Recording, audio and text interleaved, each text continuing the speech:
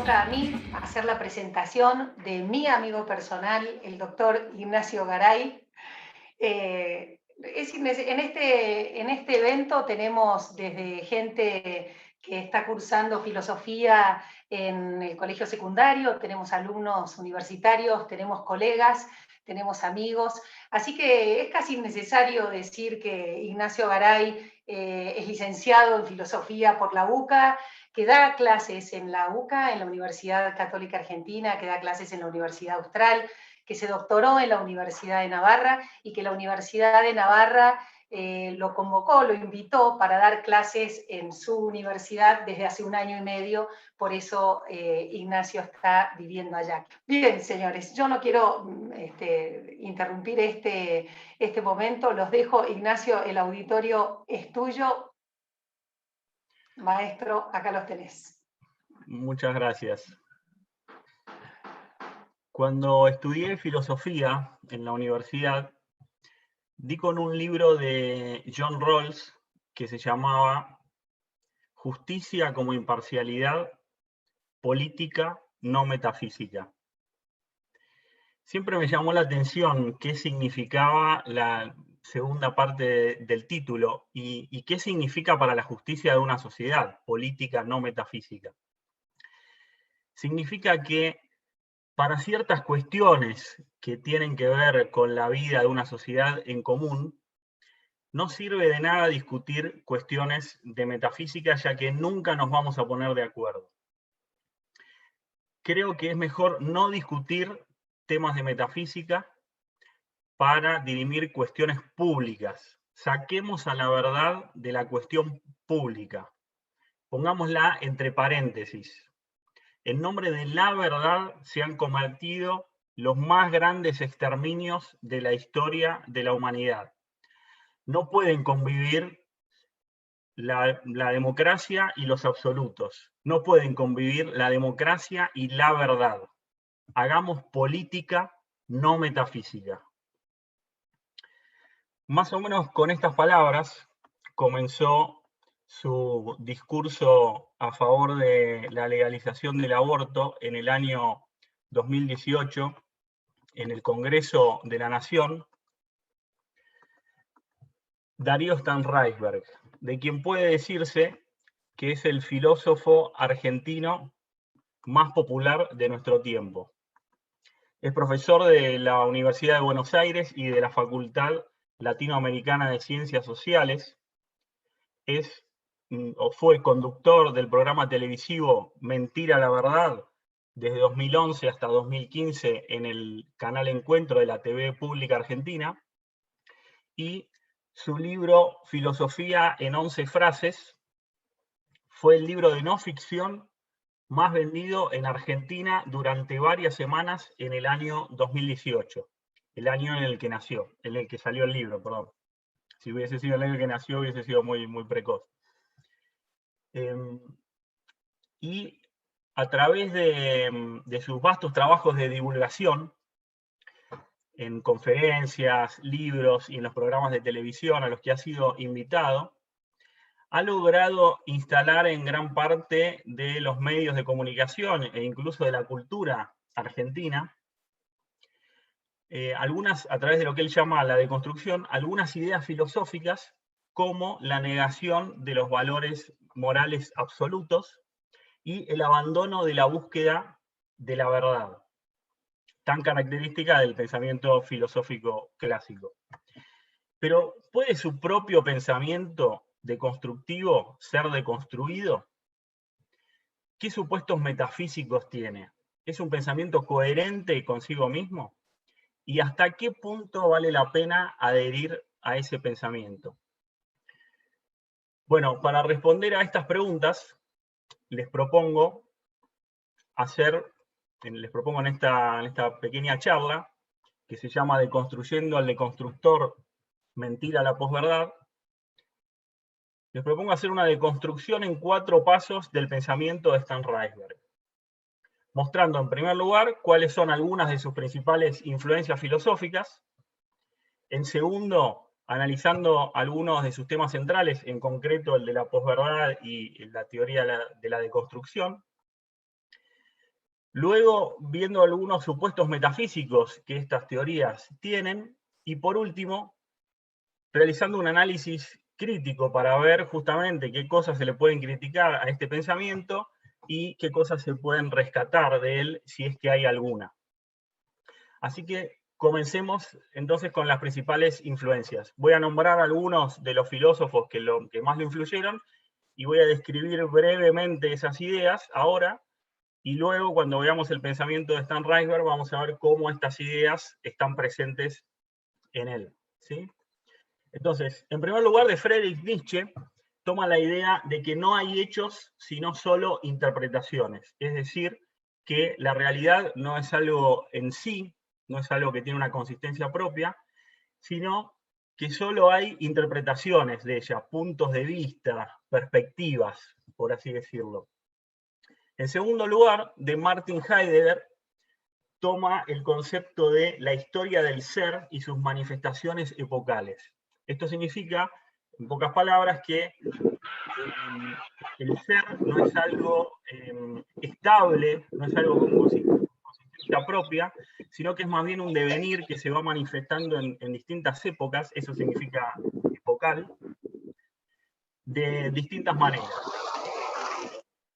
En tercer lugar, de Michel Foucault, toma las ideas del poder y el control social, es decir, cómo el poder utiliza distintos mecanismos de imposición de algunas ideas para poder controlar a la sociedad.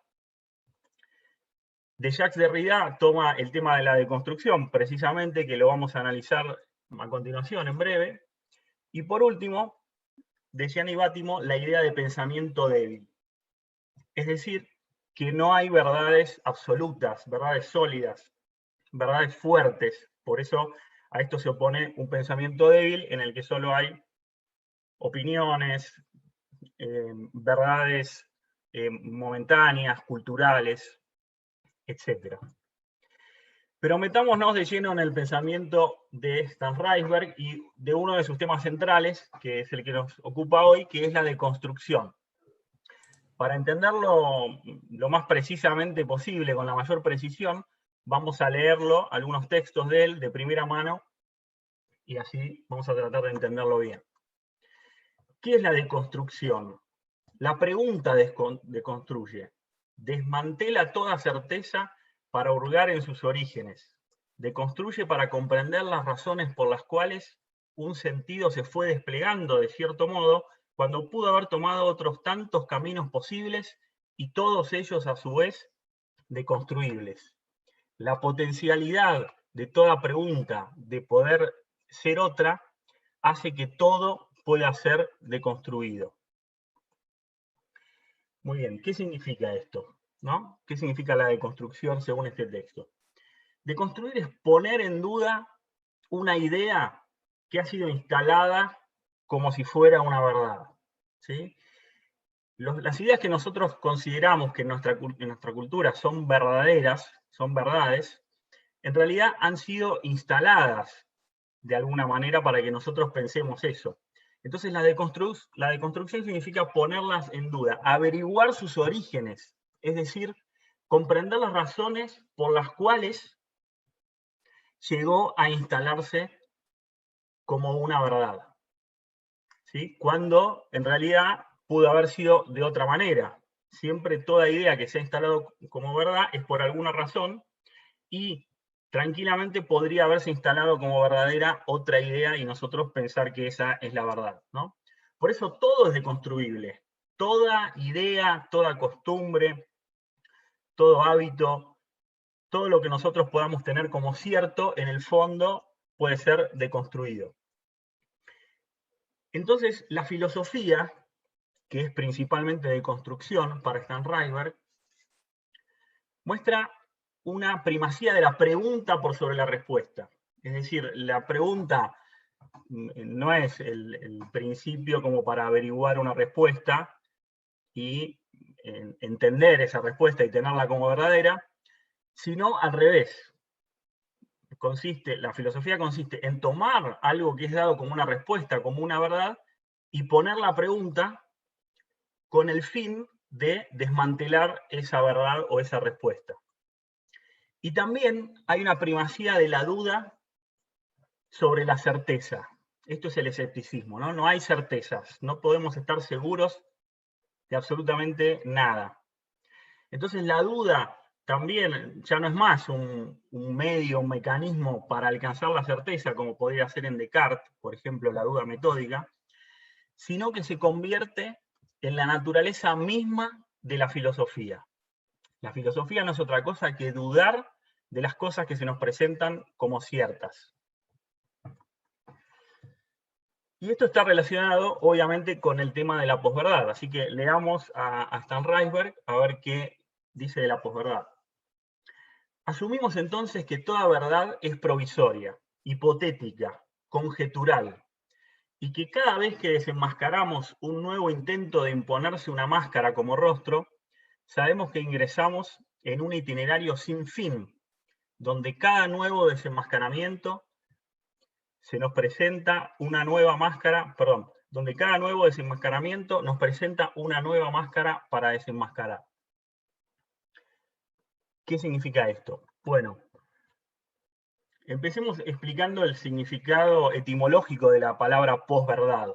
Ese pos ya nos dice algo, ¿no? Pos significa después, pero no significa solamente después, sino que significa que lo que estaba antes pereció, ya no corre más, no vale más. Como cuando se habla de posmodernidad. La posmodernidad, obviamente, es la edad que viene después de la modernidad. Pero no significa solo eso, significa además que los ideales de la modernidad ya no corren, ya no se tienen más por auténticos, por verdaderos. Entonces la posverdad tiene ese significado también, que la idea clásica de verdad ya no corre más. Pero ¿cuál es la idea clásica de verdad? Bueno, la idea clásica de verdad lógica, es decir, la verdad del conocimiento humano, es la de la adecuación entre el intelecto y la realidad. O sea, cuando alguien está diciendo la verdad o está pensando la verdad, cuando lo que está en su inteligencia, lo que piensa, es igual a lo que hay en la realidad. ¿Sí? Por ejemplo, yo pienso que hoy es jueves, en mi mente, y en la realidad hoy es jueves, hay adecuación. Entonces eso es una verdad. Y la falsedad es justamente lo contrario, la no adecuación entre la inteligencia y la realidad, ¿no? Vendría a ser como tomar la forma de la realidad. De hecho, de ahí viene la palabra informarse. Estar informado quiere decir que nuestra inteligencia tome la forma que tiene la realidad en sí misma. Bueno, en la era de la posverdad, esta idea clásica de verdad lógica no va más. ¿Por qué?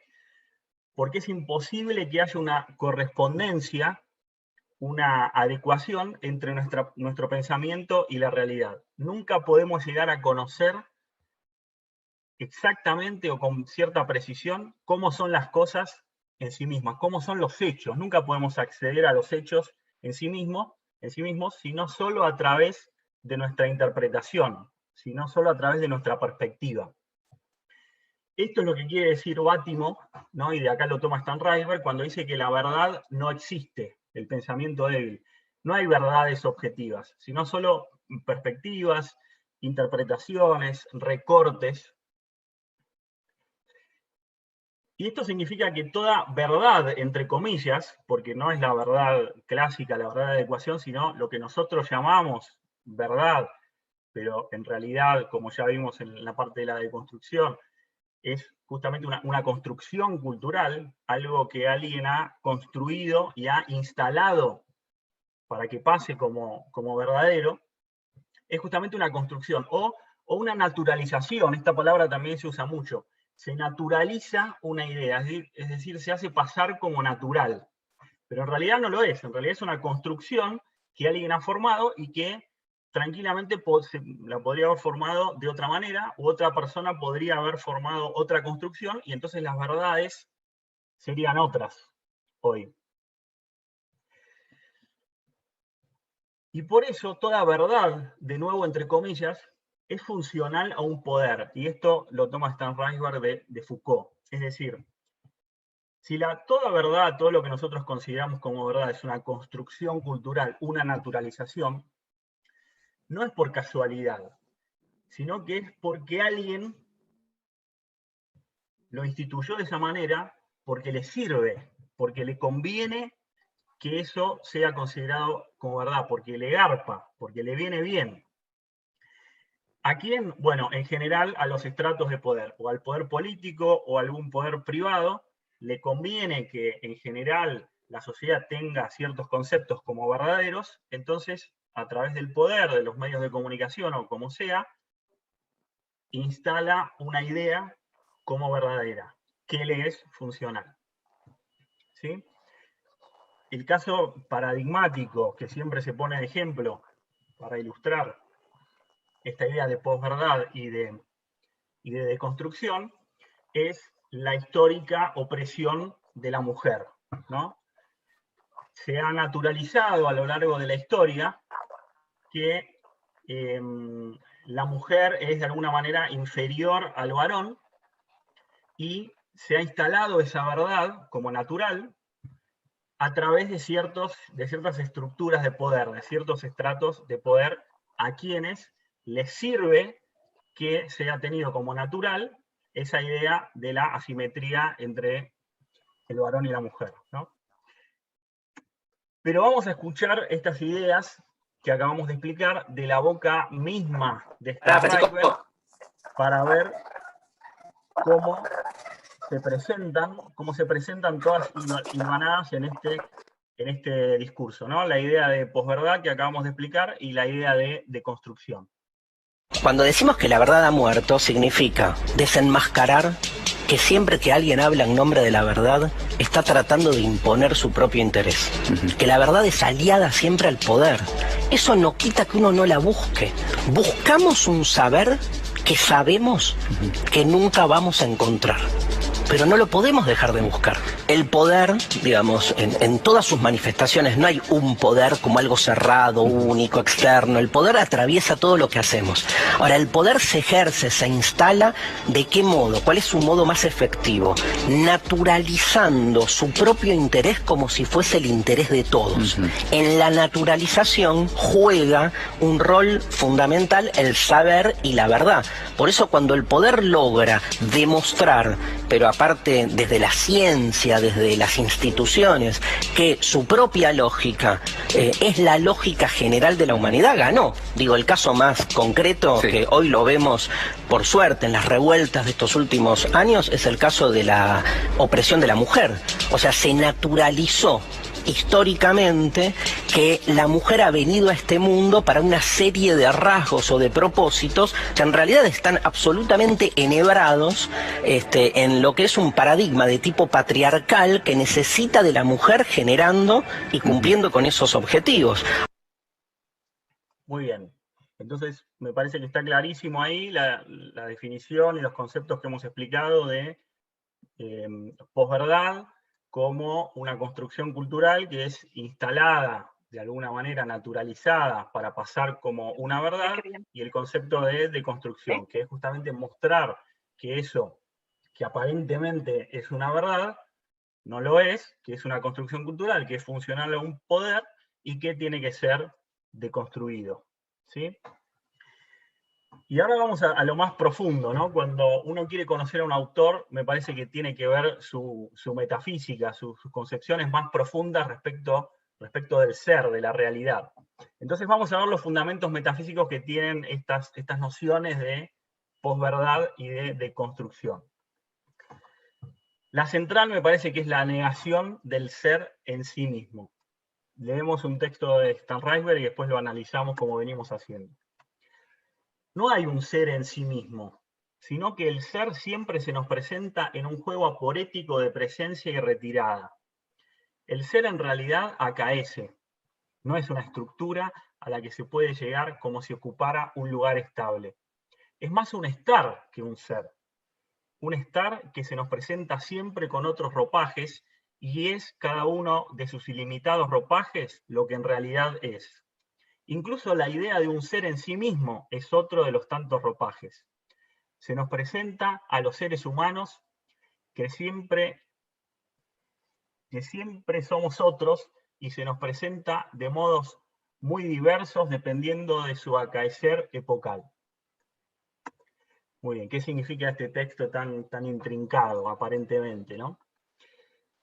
La negación del ser en sí es en el fondo la negación también de la verdad ontológica. ¿Se acuerdan que hace un rato vimos la verdad lógica, la verdad del conocimiento humano, y dijimos que era la adecuación entre el intelecto y la realidad, ¿no? Hay verdad cuando la inteligencia adquiere la misma forma que tiene la realidad. Muy bien, esa es la verdad lógica, la verdad del conocimiento. Eso supone que la realidad tiene una forma en sí misma, que tiene una forma de ser, una esencia, una naturaleza, que las cosas tienen una naturaleza, una esencia. Esa es la verdad lógica. Eso es el ser en sí mismo. Pero toda esta teoría está fundada en una negación del ser en sí mismo. Porque como dice el texto, el ser no es algo estable, sino más bien un devenir, un fluir, un acaecer, un suceder. ¿Sí? Y aquí se ven las influencias de Heidegger, ¿no? El ser en sí es sus diversas manifestaciones epocales. No es que es una cosa que es de una manera y se manifiesta de diversas formas, sino que es su misma manifestación epocal, que viene de época, como ya dije, o incluso manifestación personal. Y acá hay que ser bien claro, porque una cosa es decir que nosotros no podemos conocer la verdad porque no la podemos alcanzar, no podemos llegar a ella, pero que la verdad existe en algún lado. Como por ejemplo, sería el modo platónico, ¿no? Estamos adentro de la caverna y vemos solo sombras y no podemos salir de la caverna ni acceder a las cosas en sí afuera. Porque eso supone que hay una afuera de la caverna donde están las cosas en sí. Bueno, esta filosofía no dice eso. Dice que no hay una afuera de la caverna, sino que todo es caverna, o que hay infinitas cavernas de las cuales uno puede seguir saliendo sin nunca llegar a una realidad en sí. Y aquí es donde entramos a la frase de Nietzsche: no hay hechos en sí mismos, sino solo interpretaciones, ¿no? O sea, la realidad misma no es otra cosa que una interpretación, ¿sí? Es como si la realidad, en vez de ser algo sólido, algo que tenga consistencia propia, es más bien algo líquido que va tomando la forma del recipiente que la conoce. Entonces, en vez de ser el intelecto nuestro que se adecua a la realidad, es la realidad la que se adecua a nuestros intelectos, y eso no es otra cosa que la interpretación, ¿sí? Entonces acá está la conexión entre las ideas de posverdad y de construcción que veíamos antes con el pensamiento más profundo, más metafísico que hay en estas teorías. La ausencia de verdad ontológica es el fundamento de la ausencia de verdad lógica. Es decir, como no hay un ser en sí mismo, y que esa es la verdad ontológica, entonces tampoco puede haber un conocimiento verdadero, y esa es la verdad lógica, porque no hay nada a lo que nuestro intelecto se pueda adecuar. Muy bien, hasta aquí el pensamiento de Stan Reisberg.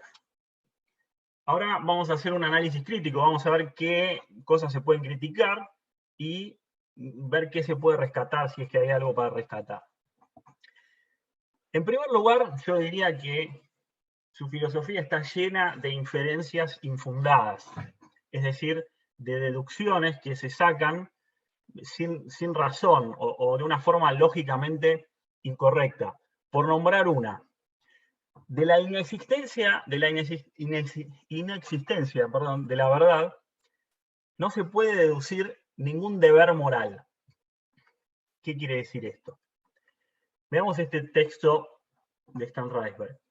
Y si la verdad no existe, entonces a la inversa, el deber de la filosofía es ejercer una resistencia a través de la sospecha y la refutación permanente de aquellos que se apropian de ella para sojuzgar al resto de las interpretaciones posibles, ¿no?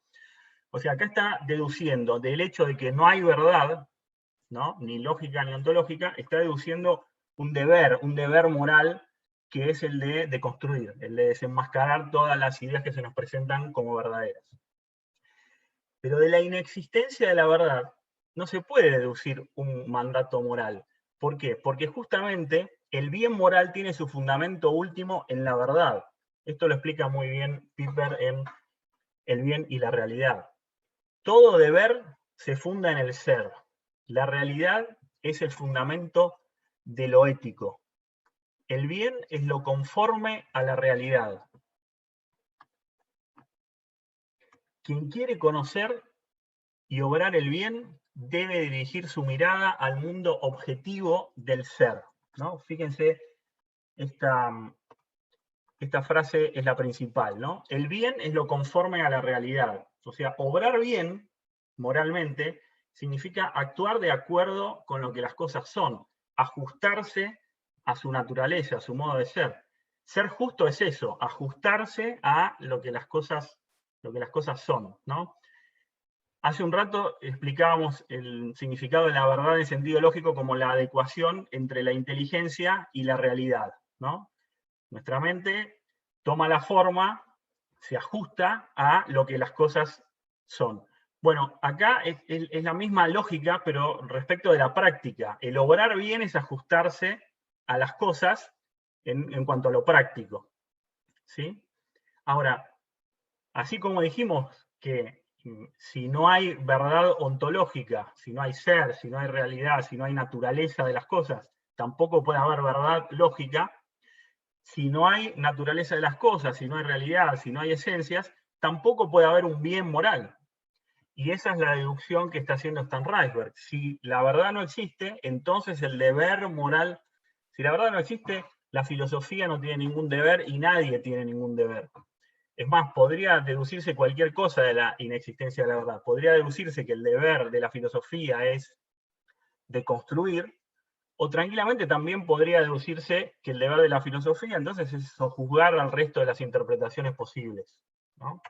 Entonces, el mandato moral, el deber moral que se sigue de la inexistencia de la verdad es totalmente infundado y justamente peligroso, diría yo. Este escepticismo gnoseológico, el escepticismo del conocimiento de que no se puede saber la verdad, es peligroso porque a partir del escepticismo, de la negación de la verdad, cualquier acción puede ser justificada.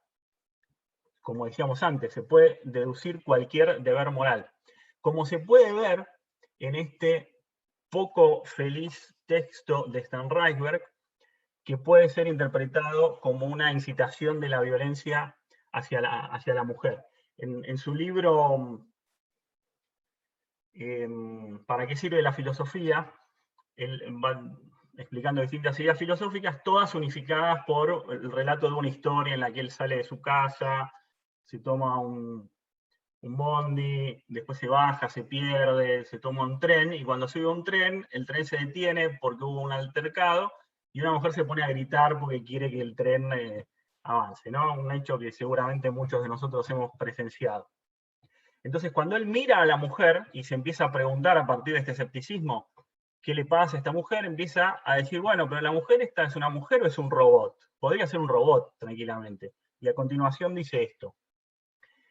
Y si a la mujer la cortamos por la mitad con una motosierra y vemos sus entrañas similares a las de cualquier ser vivo, ¿todavía podemos dudar de si lo que estamos observando no es un sueño o una alucinación? O si detrás del último órgano que estamos destruyendo no se esconde el microchip original. En tercer lugar, podemos hacer una deconstrucción de la deconstrucción, y por eso esta charla se llama Deconstruyendo al Deconstructor, ¿no? ¿Qué significa una deconstrucción de la deconstrucción? Según la teoría de la deconstrucción, toda verdad, entre comillas, puede ser deconstruida. O sea, uno puede entender por qué esa idea se impuso como verdadera desde algún lugar de poder, ¿no es cierto? Yo desde ya no comparto esto. Yo pienso que hay ideas que algunas personas tienen como verdaderas no porque les sirve o no porque un poder se las hizo creer como verdaderas, sino porque honestamente piensan que son verdaderas, ¿sí? Incluso gente de estratos de poder defiende ideas no porque les conviene, incluso muchas veces les trae muchísimos problemas defender esas ideas, pero las defienden porque honestamente creen que son verdaderas. Pero si alguien compra esta teoría de la deconstrucción y dice, no, como leíamos hace un rato, toda idea en el fondo que se tenga como verdadera es porque a alguien le sirve y porque es funcional a un poder. Bueno, si eso es así, entonces uno puede preguntarse, si toda verdad es una construcción funcional a un poder, ¿a qué poder es funcional la idea de posverdad? O sea, todas estas ideas que nosotros estamos viendo, la posverdad, la deconstrucción, no existe la verdad, no hay ser en sí, con las que permanentemente hoy en día nos bombardean desde los medios de comunicación. Decíamos que Darío había tenido un programa en la televisión durante mucho tiempo. Bueno, todas estas ideas, ¿a qué poder son funcionales? ¿A quién le sirve que estas ideas se difundan? ¿A quién le viene bien? ¿A quién le garpa que la población se crea que no existe la verdad o que hay que deconstruir absolutamente todo? No voy a responder a esta pregunta, simplemente la voy a dejar para la reflexión o para abordarla en otra oportunidad. Por último, y yo diría casi lo más importante de todo, el pensamiento de Stan Reisberg está atravesado, para utilizar también un término relacionado con esto que estamos viendo, el pensamiento de Stan Reisberg está atravesado por una contradicción fatal, o sea, una contradicción que lo aniquila. ¿Cuál es? Miren este texto. Toda interpretación siempre es deconstruible. Todo lo que se diga siempre es deconstruible. O sea, que nunca se llega a una primera certeza. O sea, que no hay certezas. O que la única certeza sea que no hay certezas, con lo cual no hay certezas. El carácter provisorio de todo saber, amparado en la conciencia de imperfección de lo que nos rodea, nos lleva a concluir que de nada podemos afirmar nada en términos absolutos. Dicho de otro modo, ¿no es el carácter finito de nuestro ser el fundamento suficiente para comprender que no es posible enunciar ningún tipo de afirmación absoluta? Solo lo absoluto puede afirmar absolutos. Bueno, ¿cuál es la contradicción fatal? Que este texto, en el que se argumenta para demostrar que no es posible hacer afirmaciones absolutas, está plagado de afirmaciones absolutas. Son casi todas afirmaciones absolutas. Toda interpretación siempre es deconstruible, es una afirmación absoluta. Todo lo que se diga siempre es deconstruible, otra afirmación absoluta. Nunca se llega a una primera certeza, otro absoluto. No hay certezas, otro absoluto. De nada podemos afirmar nada en términos absolutos, otra afirmación absoluta. No es posible enunciar ningún tipo de afirmación absoluta, otra afirmación absoluta. Solo lo absoluto puede afirmar absolutos, otra afirmación absoluta. Creo que es muy difícil encontrar en la historia de la filosofía un texto tan dogmático como este y tan contradictorio como este. Para demostrar la inexistencia de verdades absolutas se usan afirmaciones absolutas, ¿no? Entonces, uno se pregunta, ¿la expresión todo es una interpretación? ¿Es una interpretación o es algo absoluto? No podemos hacer afirmaciones absolutas. ¿Es una afirmación absoluta o es solamente una interpretación? Y la pregunta que les hacía en la invitación, ¿es verdad que no existe la verdad? Bueno, si uno responde sí, es verdad que no existe la verdad, entonces está afirmando algo verdadero para negar la existencia de la verdad. Una contradicción en sí misma. Una contradicción enorme, por eso es una contradicción fatal, ¿sí? Una contradicción de la que no se puede salir. El pensamiento que niega la verdad es un pensamiento que se suicida. El pensamiento que dice que la verdad no existe es un pensamiento que se serrucha el piso. O para mostrarlo en términos gráficos, dicen que una imagen habla más que 1000 palabras, es esto. Aquí podemos ver a Stan Reisberg tratando de sacar a la verdad de la filosofía. Es imposible, porque para negar a la verdad hay que afirmar una verdad. Decir la verdad no existe es la bancarrota del pensamiento. Pero bueno, veamos qué se puede rescatar. ¿Qué se puede rescatar de este pensamiento? Hay semillas de verdad en todos lados. Tratemos de ver cuáles son las que hay aquí, ¿no? Porque por algo estas ideas son tan difundidas y resultan tan atractivas para algunas personas. Todo lo que resulta atractivo tiene algo de bueno y de verdadero. Entonces tratemos de ver qué es lo que hay aquí. Tratemos de ver cuál es la relación que podría haber entre verdad y posverdad.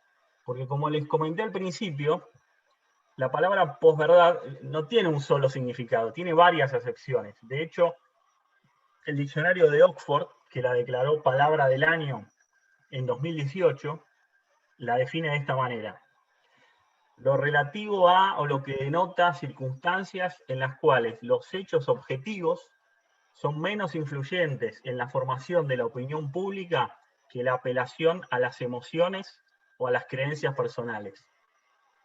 Y el diccionario de la Real Academia Española da una definición similar, pero que no es exactamente igual. La posverdad es una distorsión deliberada de una realidad que manipula creencias y emociones con el fin de influir en la opinión pública y en actitudes sociales. Entonces, fíjense que acá, en estas definiciones de posverdad, ¿qué es lo que se dice, ¿no? Primero, en la de la Real Academia Española, que los medios de comunicación manipulan las noticias que van a emitir para hacer creer determinadas cosas a la sociedad, a los oyentes, ¿no? Es similar a lo que habíamos visto, pero con una diferencia muy importante, que acá dice la distorsión deliberada de una realidad. O sea, esta idea de posverdad, esta definición de posverdad, no solo no niega la existencia de la verdad, sino que la supone, ¿sí? O sea, es una falsedad instalada, una mentira instalada por la opinión pública, pero que supone que hay una verdad. Y lo mismo en la definición del diccionario de Oxford, ¿no? Los hechos objetivos importan menos que las creencias personales. Y esto es un factor que se agrega. Algunas veces, cuando nos llegan algunos datos, uno ya tiene un pensamiento previo, y ¿qué es lo que tiende a hacer? Tiende a dejar de lado los datos, o restarle importancia a los datos que ponen en cuestión el pensamiento que uno ya previamente adquirió, y asume más fácilmente, está más predispuesto a aceptar los datos que confirman ese pensamiento que uno tenía previamente, ¿sí? Entonces, estos son como otros matices de la idea de posverdad. Vamos a ver cómo Darío también hace referencia a esto y después lo comentamos. ¿Cómo se define la posverdad? Se la define como la vocación de no hacernos cargo de cierta data que nos da la realidad, que nos tira la realidad, sino de interpretar a la realidad siempre para confirmar lo que previamente yo ya sé que quiero sostener. O sea, siempre voy a ir a la realidad no abierto a que la realidad me cachetee. ¿Por qué? Porque no hay realidad. Porque como la realidad es amorfa y es siempre interpretable, siempre voy a encontrar la tajadita, siempre voy a encontrar la perspectiva, el escorzo que me va a funcionar para que yo ratifique lo que previamente quería ratificar. Ese es el modo más usual en que usamos la palabra posverdad, y diría en ese caso, si están de acuerdo, que sería casi un sinónimo de autoengaño.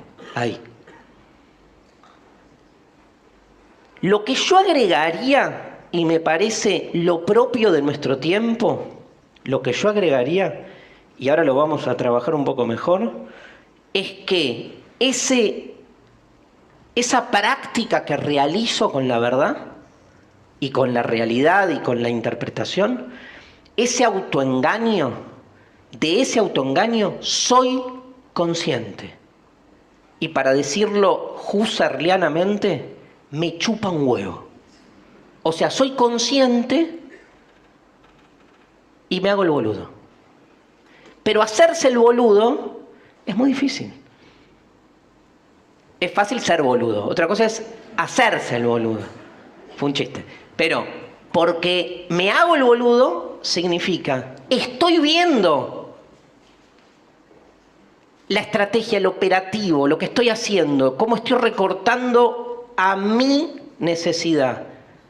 Y digo, igual, es así, no me importa. Veo que hay algo que no cierra, pero asumo esa situación en un punto porque sí, porque me conviene, porque quiero creerlo así, porque salgo a defender más lo que previamente quería sostener que otra cosa. Porque además, como la realidad es amorfa, siempre voy a encontrar la forma de hacer encajar esos datos, esos números, esos comportamientos en lo que yo quiero demostrar. Muy bien, entonces, a mí esto que dice acá Stan Reisberg me parece muy valioso. Quitando la idea de que la verdad no existe, de que no hay realidad, de que no hay orden, todo eso ya nosotros mostramos que es imposible, ¿no? Pero la idea de posverdad como ese mecanismo por el cual uno solamente se queda con las cosas de la realidad que le sirven para reafirmar el pensamiento que uno tiene previamente y descarta las que podrían ser una verdadera objeción, me parece que es muy importante para tener en cuenta, ¿no? Que esto estuvo desde siempre en la historia de la filosofía, ¿no? Poner tu propio pensamiento a prueba contra los pensamientos de otros. Por ejemplo, Tomás de Aquino en la Suma Teológica, antes de desarrollar su idea, agarra 3, 4, 5 objeciones, pensamientos contrarios a la idea que él tiene, y trata de analizarlos, trata de contestarlos. Objeciones reales de otros filósofos contemporáneos o anteriores a él que pensaban distinto.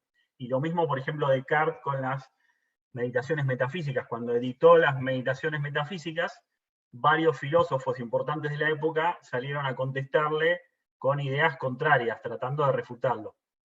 Y Descartes, en vez de hacerse el boludo o no prestarles atención, ¿qué hizo? Agarró esos escritos, los puso en la nueva edición de las meditaciones metafísicas y después lo respondió. Y editó las meditaciones metafísicas seguidas de las objeciones y de las respuestas a las objeciones, ¿no? Entonces, ese mecanismo por el cual nos quedamos solo con lo que nos interesa o con lo que nos viene bien, lo que nos sirve, lo que nos resulta cómodo, porque siempre es incómodo tener que cambiar el pensamiento de uno. Lo más cómodo es siempre confirmar lo que uno está pensando, ¿no? Me hace acordar un poco de la forma en la que funciona el algoritmo de YouTube, ¿no? Que vos ves 1, 2, 3 videos de un tema y ya te empieza después a tirar todos videos de esa cuestión.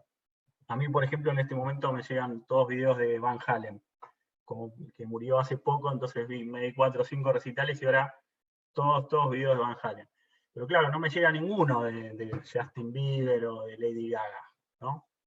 Entonces, a veces ese mecanismo de YouTube, ese algoritmo, se traslada a nuestra mente. Y empezamos a buscar lugares, personas con las que hablamos, canales de televisión, en las que únicamente podemos confirmar lo que nosotros ya pensábamos. Y no le prestamos atención al resto. Entonces, esta noción de posverdad, que también se llama sesgo confirmatorio, porque uno solamente mira lo que confirma su pensamiento, me parece que es muy importante tenerla en cuenta. Para pasar en limpio, yo diría que hay, y para responder a la pregunta ¿qué es la posverdad? Yo diría que hay 3 sentidos de la palabra posverdad. En primer lugar, un sentido social, podríamos decir, en el que significa una falsedad instalada en la opinión pública a través de los medios de comunicación.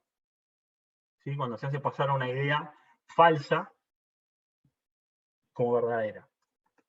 En segundo lugar, un sentido más personal, que consiste en considerar solo los hechos que confirman un pensamiento previo e ignorar los que lo refutan, los que intentan negarlo, los que lo ponen en duda, ¿no? En este caso sería sinónimo de sesgo confirmatorio o de autoengaño, como decía Stan Reichardt. Y en tercer lugar, un sentido filosófico, que es el más profundo, si se quiere, el más metafísico, que es el negacionismo de la verdad. Negar la existencia de la verdad lógica y de la verdad ontológica, ¿sí? Diciendo que no existe. Este tercero, como ya dije, me parece que no tiene sentido. Los otros dos me parece muy importante tenerlos en cuenta para tratar de evitar la manipulación de los medios de comunicación, tener la mayor apertura posible y para tratar de evitar el sesgo confirmatorio. En segundo lugar, otra cosa que pienso que se puede rescatar es el valor de la sana deconstrucción. ¿Qué es la sana deconstrucción? Bueno, deconstruir las estructuras, las ideas que han pasado como verdad y que son falsas. Eso me parece que es verdad también, está lleno. Quizás haya muchas más de las que nosotros pensemos, ¿no? Y esto también estuvo desde siempre en la historia de la filosofía. Por ejemplo, Sócrates, cuando aplicaba la mayéutica con sus alumnos y hablaba con ellos y les hacía preguntas para mostrarles que estaban equivocados, hacía eso, los estaba deconstruyendo, porque ellos tenían ideas que habían adquirido en Atenas y que pensaban que era verdad, y Sócrates a partir de sus preguntas les mostraba que eran falsas, ¿no? Y además de la sana deconstrucción, yo diría tener en cuenta las construcciones sustentables. ¿Qué son las construcciones sustentables? Vieron que la palabra sustentable se usa para explicar una empresa que se va a llevar a cabo y que respeta o no daña a la naturaleza, ¿no? Como una fábrica que se va a instalar en algún lugar, pero ni se talan árboles, ni contamina, ni nada, ¿no? Es una construcción que no va en contra de la naturaleza o incluso que la favorece. Bueno, esta imagen se puede llevar también a la filosofía. Las construcciones culturales sustentables son las que se hacen respetando la naturaleza, ¿no? Por ejemplo, y volviendo al ejemplo paradigmático que siempre se toma de la simetría del varón con respecto a la mujer, de la opresión de la mujer, del patriarcado, que es una construcción que el varón es superior a la mujer, ¿no? Pero la idea de que los dos tienen la misma dignidad, eso está basado en la naturaleza, está basado en la naturaleza de los seres humanos. Es una construcción sustentable, ¿sí? Es una verdad ontológica que tenemos la misma naturaleza y es una construcción que eso se ve reflejado, por ejemplo, en las leyes o en la cultura. Cuando en realidad, si nosotros decimos que todo es una construcción, hay que tener cuidado, porque si todo es una construcción y es una construcción que el varón es superior a la mujer, entonces también es una construcción que somos iguales, en el sentido de que tenemos la misma dignidad, ¿no?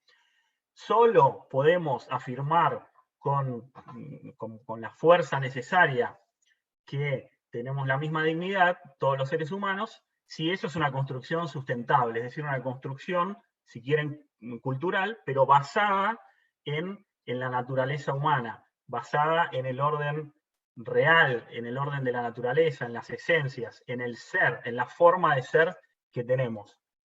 Pero para hacer eso tenemos que hacer metafísica, no política. Muchas gracias. Muchísimas gracias, Ignacio. Sigue entrando gente, pero tengo algunas preguntas ya en el chat. ¿Cómo se aplaude? Me preguntan primero. Bueno, los que quieran aplaudir, aplaudan, porque realmente fue muy buena, muy clara, muy precisa. Así que, si quieren, yo les aplaudo por todos los que quieren aplaudir. Bien, vamos a algunas preguntas que me fueron llegando a través del chat. Por supuesto, muchas felicitaciones ahora. Lo que dice Diego es la crítica a la posverdad que hace Stragenberger, se me complica muchísimo el apellido. Gracias, pero a vos te sale más rápido que a mí. Requiere de cierto realismo. Si es criticable el que se hace el boludo pone, es porque se autoengaña ante una realidad que se impone. Claro, claro, exactamente. Solo es reprobable esa actitud si hay una verdad que uno tuviera que mirar sin hacerse el boludo. Pero si no hay una verdad, entonces no queda otra que hacer eso, porque uno siempre va a conocer una interpretación y es imposible salirte de tu interpretación. Entonces es un sinsentido tratar de salirte de algo que sabes que, de lo cual no vas a poder salir, ¿no? Si no existe la verdad, esa idea de sesgo confirmatorio es inevitable. La única forma de poder evitarla, de que sea posible evitarla, es justamente aceptar que hay una verdad y que se puede conocer. Sí, quizás eso está relacionado con la siguiente pregunta que hace Fanny Arrieta, que dice, ¿cómo se desinstala la posverdad? Es la pregunta de Fanny. ¿Cómo se desinstala la posverdad? Deconstruyéndola, como hicimos hoy, justamente, mostrando qué contradicciones tiene y también tratando de ver qué supuestos metafísicos tiene, porque muchas veces mostrando estas contradicciones y mostrando los supuestos metafísicos que tiene, mucha gente no estaría dispuesto a aceptarlos, ¿no? Por ejemplo, lo que decía hace un rato. La mayoría está de acuerdo en que la superioridad del hombre con respecto a la mujer es una construcción, es algo cultural. Bueno, ok, pero estás, obviamente que es así, ¿no? Pero si todo es una construcción, ¿estás dispuesto a aceptar que el hecho de que tengan la misma dignidad también es una construcción cultural y que también puede ser deconstruido? Yo pienso que la mayoría de la gente diría, no, yo no estoy dispuesto a aceptar eso. Entonces, ahí ya estamos hablando de una verdad objetiva que no es una construcción, ¿no? O que es una construcción fundada en algo natural. Entonces, me parece que esa es una buena manera. Mostrar las contradicciones, como hicimos hoy, la contradicción que hay en decir que no existe la verdad, y mostrar algunas verdades objetivas que son incuestionables, me parece. Nadie diría, estoy de acuerdo en que solo es una construcción arbitraria y que podría deconstruirse. Acá Sofía Polivanov pregunta si hay también influencias de Kant en este pensamiento. Bueno, por supuesto, Kant también es otro de los filósofos de los que recibe su influencia, sobre todo por la idea de lo que dice Kant de que no podemos acceder a una verdad en sí, al noúmenon, sino que solo conocemos fenómenos, o sea, nuestras representaciones de las cosas a través de nuestras categorías. Es el padre del subjetivismo, ¿no? Y quizás de todo lo que viene después, Kant. Así que me parece que también está muy presente en ese sentido. Acá Agustín Echavarría te quiere hacer una pregunta. El valor que tiene reconocer el sentido social y personal de la posverdad, ¿no tiene sentido únicamente si se niega el tercero? Claro, claro, es lo que decíamos antes, ¿no? Solo uno puede tratar de luchar contra el sesgo confirmatorio y contra las ideas que quieren imponer los medios de comunicación si está tratando de encontrar la verdad objetiva. Si no, todo se traduce en una pulseada, en una guerra de a ver quién puede imponer la propia subjetividad, ¿no? Entonces, estoy totalmente de acuerdo con Echavarría. Me parece que solo tienen valor esos dos primeros sentidos, de tratar de evitar el sesgo confirmatorio y de tratar de escapar a las imposiciones de los medios de comunicación, se niega que no existe la verdad. O sea, si se afirma, si se reconoce que la verdad existe. Acá tengo otra de misioneros. En general, a los que tienen posturas relativistas no les importa la contradicción fatal. ¿Por qué? ¿Cómo hacemos para hacer de esto un puente? Bueno, yo no sé si no les importa, ¿no?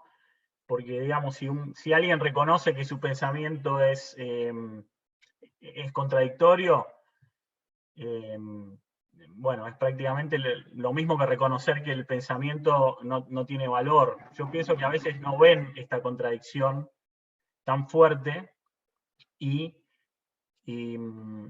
además lo que decía antes, me parece que es muy raro encontrar a un relativista, aunque existen, yo pienso que Stan River es uno de estos, que esté dispuesto a reconocer que absolutamente todo es una construcción. En general, las personas que sostienen esta teoría de la posverdad y de la deconstrucción, sostienen también algunos valores universales, ¿no? Por ejemplo, la inclusión, la diversidad, la democracia. Esos, para ellos son valores incuestionables también. Lo que pasa es que muchas veces no se los pone de frente con esa contradicción. Me parece que va por ahí la cosa. Ignacio del Carril tiene también una pregunta. ¿La querés hacer en voz alta, Ignacio, o te la leo yo? No. ¿Me abriste el micrófono ya? ¿Sí? Escúchame. Sí, bueno, sí, no, la pregunta mía es, digamos, es muy difícil de entender digamos, en el escepticismo y los filósofos relativistas o escépticos, ¿de dónde sale ese escepticismo? Si es producto de alguna inferencia lógica o si en el fondo es una postura tomada previamente, ¿no? Como arbitraria, por decirlo así. No sé, esa es la pregunta. Sí, muy buena. Yo pienso que hay casos y casos. Me parece que en general no es de una inferencia lógica, sino que vamos a centrarnos en el caso actual, ¿no? Que me parece a mí. En el caso actual me parece que detrás hay una motivación ética, que es el deseo de la libertad absoluta. Y esto lo dice claramente Bátimo, y lo decía yo citando a Stan Riesberg en la introducción, ¿no? Si existe ellos piensan que si existe la verdad, si hay verdades absolutas, entonces no hay libertad, porque la verdad te obliga, de alguna manera, te reclama a actuar de determinada manera. Entonces ya es autoritario decir que hay una verdad, y eso implica resignar cierta libertad que no se quiere resignar. Entonces ellos entienden que para salvaguardar esa libertad hace falta negar la existencia de verdades absolutas. A mí me parece que esa motivación de la libertad siempre está detrás del escepticismo y del relativismo. Marcelo Vera, ¿querés decir tu pregunta o te la hago yo al final? Por ahí, bueno. Al final, lo recuperable, entre comillas, de Strachenbacher, metafísica no política, es una inferencia no congruente con el pensamiento de él mismo. A ver, de nuevo, por favor. Al final, lo recuperable, entre comillas, de Darío, metafísica, no política, ¿es una inferencia no congruente con el pensamiento de él mismo? Más o menos, ¿no? Porque el lema de él es mentir a la verdad, ¿no? Entonces él lo que pretende es negar que haya verdades. Entonces él va en contra de todo aquel que quiera decir esto es la verdad, ¿sí? Digamos, la motivación principal que tiene, como decíamos antes, ¿no? La función de la filosofía es mostrar que todo lo que se presenta como verdad, en el fondo, no lo es. Entonces, en ese sentido, podría no ser contradictorio, ¿no? En los dos primeros sentidos de posverdad. Cuando un medio de comunicación quiere imponer algo como si fuera la verdad, la función de la filosofía es decir, esa no es la verdad. Y en el segundo también, el sesgo confirmatorio, cuando vos decís, bueno, esto, viste, estoy confirmando lo que yo pensaba que es verdad, no, porque ahí estás haciendo un recorte arbitrario, ¿no? que es lo que te conviene.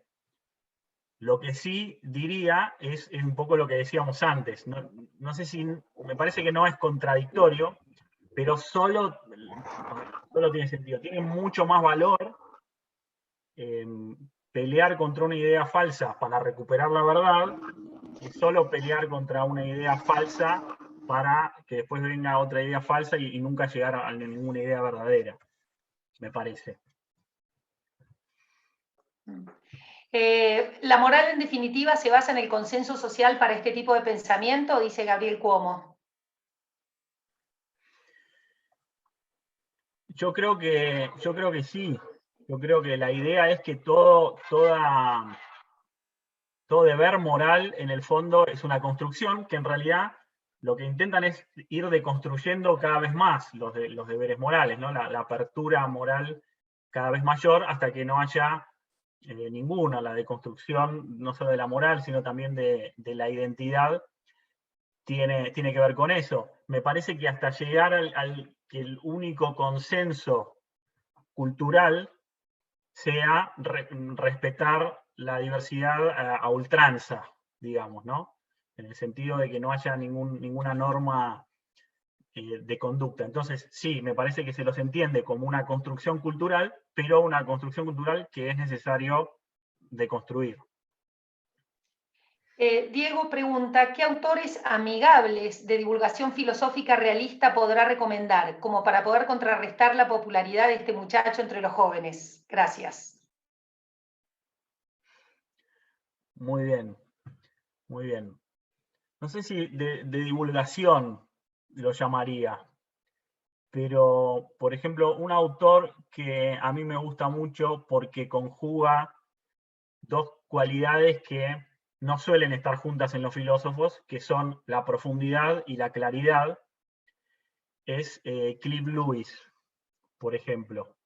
No es de divulgación. Cliff Lewis, el que escribió las crónicas de Narnia, tiene libros muy buenos que explican no solo el tema de la verdad, sino de los valores morales objetivos, etcétera, etcétera, como por ejemplo el mero cristianismo, los 4 amores, y uno que no es tan técnico, pero que es una filosofía un poco más fantástica, por decirlo así, es El Gran Divorcio. Creo que yo nunca me animo a recomendar autores, pero Luis es de los pocos que me animo a recomendar porque me parece de lo mejor. Acá Lucas Padilla te pregunta, ¿te imaginas que podrías tener una charla con Darío sobre estos temas? Sí, por supuesto, por supuesto. No sé si él podría tenerla conmigo porque siempre sería su interpretación de la charla que estamos teniendo, ¿no? Pero yo pienso que sí podría tenerla de verdad. Después Roberto Farulla, ¿se podría decir que en la posverdad se impone quien hace prevalecer su poder a la manera de la voluntad de poder? Claro, si el panorama es así como se describe, que no hay verdad y que siempre lo que se hace pasar por verdad es una idea que se impone a través del poder, lo que hay es una lucha de voluntades de poder. Sí, bueno, Nietzsche tiene una definición de verdad muy interesante y que pinta de cuerpo entero, me parece, esta idea que decís vos. La verdad es aquello de lo que podés convencer a muchos. Y para convencer a muchos tenés que tener poder, ¿no? El que cuanto más podés tener, cuanto más poder tenés, más fácil te resulta convencer a la mayor cantidad de gente e instalar una idea que pase como verdadera. Acá hay una pregunta muy interesante de Juan Pablo Roldán. Aprovecho para saludarlo, Juan Pablo. ¿Querés hacer la pregunta a vos, Juan Pablo? Bueno, dale, porque escribí cualquier cosa. No sé qué hice cuando estaba escribiendo. ¿Qué decís, Ignacio? Una alegría, Bueno, buenísimo, che. bueno. Che, yo te preguntaba si te parecía que podía haber una oposición entre esta idea de posverdad, posmetafísica, y en la otra vereda, a veces, algo que se podría llamar, no sé, una hipermetafísica o una ultra verdad, etcétera, que, viste, fije cosas que no hay que fijar y que crea que todo es necesario, aún lo contingente, y que deje de lado lo subjetivo, lo histórico y lo cultural, que no habría que dejar de lado. Si no te parece que a veces, si existe ese pensamiento conservador que alimenta la posverdad, y la posverdad a su vez, o sea, son enemigos que a lo mejor, no sé, digo, que se eligen entre sí, y que habría que combatir si eso fuera así, no solo la posverdad, sino también esa ultraverdad, o vaya a saber cómo se puede llamar, ¿no? Sí, sí, una especie de dogmatismo, digamos, en el que todo se Ujú. considere una verdad objetiva, absoluta o natural. Sí, sí, totalmente. Me parece que son como dos extremos, ¿no? Por un lado, negar la existencia de la verdad objetiva o de ciertos valores fundados en lo natural, y por el otro, decir que todo es objetivo y que todo está fundado en lo natural y no hay ninguna verdad. Y además, claro, cuando uno se quiere separar de un extremo, siempre la tentación es de irse al otro, ¿no? Porque están en tensión. Y muchas veces, como perfectamente describías, un extremo elige al otro de enemigo, ¿no? Esto también lo dice Foucault, que el poder siempre se ejerce contra una resistencia, contra una rebeldía, y que muchas veces tiene que ser un enemigo elegido por el poder y que le sirva para poder ejercer esa resistencia. Entonces muchas veces pasa que los negacionistas de la verdad eligen a los dogmáticos como enemigos, a los fanáticos, para refutar la existencia de toda verdad, y al revés, los fanáticos, los dogmáticos, eligen a los negacionistas de la verdad como enemigos para fundamentar su teoría. Espero no haber sido ninguno de los dos. Buenísimo, che, gracias. Muy claro, es como que se necesitan mutuamente para anularse, ¿no es cierto? Claro. Bien, pero yo no quiero participar. Sebastián Rivas, decir tu verdad vale lo mismo que la mía. ¿No supone el riesgo de imponer verdades que son compartidas por gran parte de la sociedad? Pienso en la cultura de la cancelación. Sí, a ver, hay que ver qué es lo que quiere decir vale lo mismo que la mía, ¿no? O sea, está claro que cualquiera puede tener su opinión acerca de cualquier cosa y que no está bien en general imponer el propio pensamiento sobre los demás, ni el de la mayoría sobre los demás, ¿no? Y que tiene que haber, digamos, tiene que haber garantías para las libertades individuales, la libertad de pensamiento, la libertad de expresión, y que no se coarten, ¿no?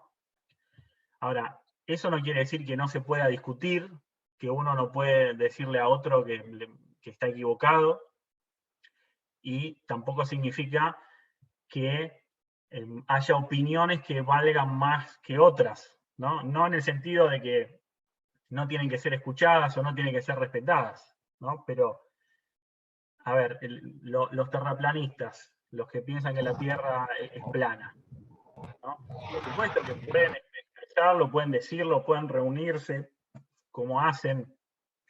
Me causó mucha gracia que uno de los últimos congresos de los terraplanistas fue en la ciudad de Colón. Pero más allá de esa ironía, pueden tener su opinión, pero me parece que esa opinión no vale lo mismo que la de todos los científicos que afirman que no es plana. ¿Sí? Acá una pregunta de Cristian Carman. ¿Se puede invitar a Juan Pablo Roldán para que dé una charla de construyendo la hiperverdad? Estaría genial, la verdad que estaría buenísimo. A ver, Mabel Jiménez, ¿cómo te imaginas una humanidad toda deconstruida? ¿Es posible una humanidad así? No sé, la verdad no me lo imagino, no me lo imagino. A ver, ¿qué quiere decir toda deconstruida también, ¿no? Se está refiriendo a la deconstrucción de Stan Reisberg, que quiere deconstruir absolutamente todo, o una que deconstruye todo lo que hace bien de construir, y las construcciones sustentables las dejó. No sé, la verdad no me puse nunca a pensar en ese futuro distópicamente filosófico, o filosóficamente distópico. Acá, Maximiliano Romero, ¿puede haber alguna motivación o objetivo político o ideológico con la deconstrucción? Bueno, es lo que decía antes, cuando dije que toda idea que se instala como verdadera es funcional a un poder, ¿no? Y en la política se usa muchísimo la idea de posverdad, de instalar ideas, aunque no sean verdaderas, se dicen desde los medios de comunicación, desde el gobierno, y que después pasan como verdaderas o no, después a veces a lo mejor se destapan, ¿sí?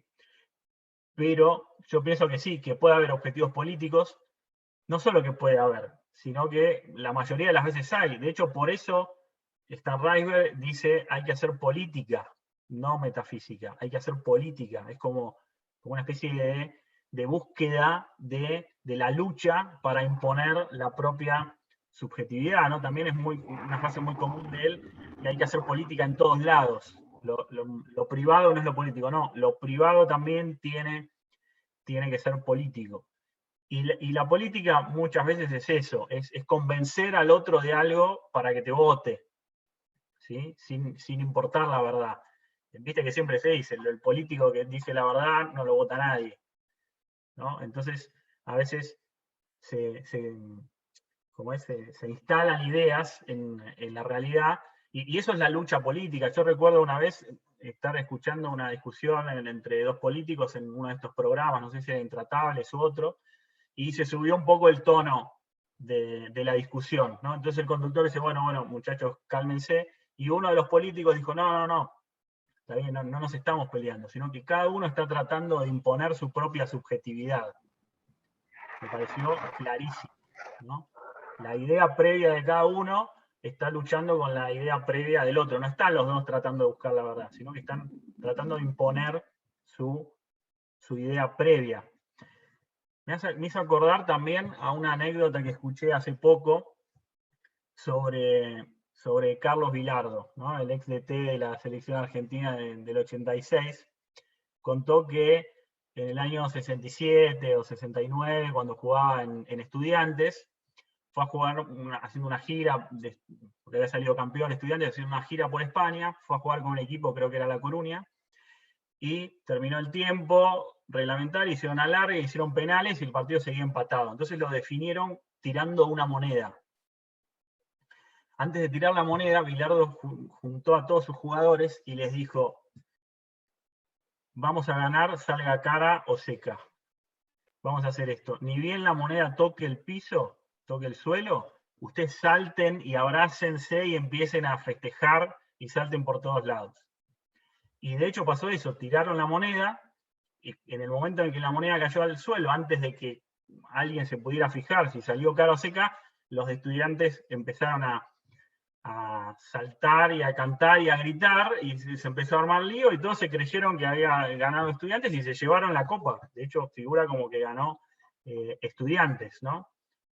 Entonces, esa es la idea de muchas veces en la lucha política, imponer tu idea, sean como sean los hechos, a nadie le importa. Un dato curioso, Stan Reisberg es hincha de Estudiantes.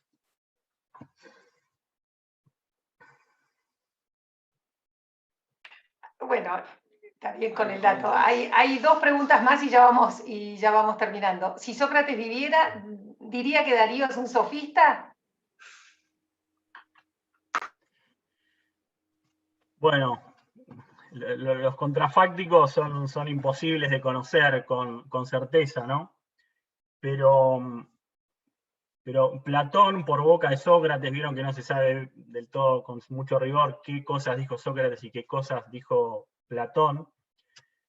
Tiene una definición de sofistas que está buenísima y me parece que se puede aplicar a este caso.